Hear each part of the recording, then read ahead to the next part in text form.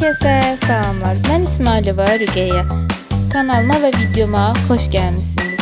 Bugün sizlerle Ofelia Aliyeva ailesini eşyalardan tanı testi edeceğiz. Videomuza başlamadan önce kanalımıza abone olup videomuza like atmayı ve videomuza yorum yazmayı unutmayın. Videomuza başlayalım. Sual 1. İlk ucuna göre sizce bu kimdir? Şəhliyar, Murad, Nadir.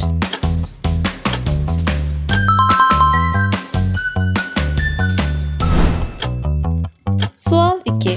İlk ucuna göre sizce bu kimdir? Meryem, Ofelia, Esnaf.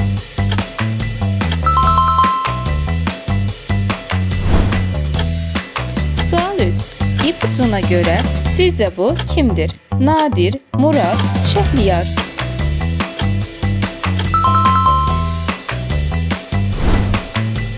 Sual 4. İpucuna göre sizce bu kimdir? Rabia, Ofelia, Zehra.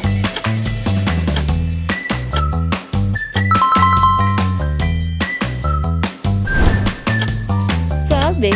İpucuna göre sizce bu kimdir? Meryem, Esnaf yoksa Rabia?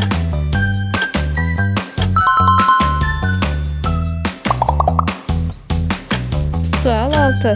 İpucuna göre sizce bu kimdir? Esnad, Meryem yoksa Rabia?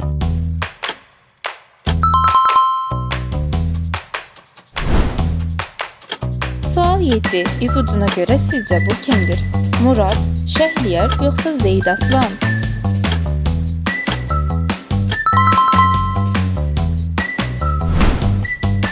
Sual 8.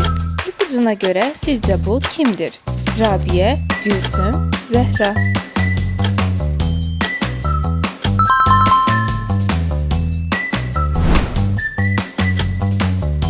Sual 9.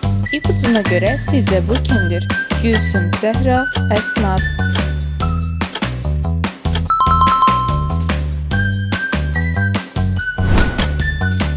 Sual 10. İpucuna göre sizce bu kimdir? Rabia, Esnad yoksa Meryem? Sizce doğru cevap hansıdır? Yorumlara yazmayı da unutmayın. Videomuzun sonuna geldik. Siz 10 sualdan neçəsini bildiniz? Yorumlara yazmayı unutmayın. Kanalımıza abone olup videomuza like atmayı ve fikirlerinizi yorumlara yazmayı unutmayın. Gelecek videoda görüşmek üzere. Sağ olun.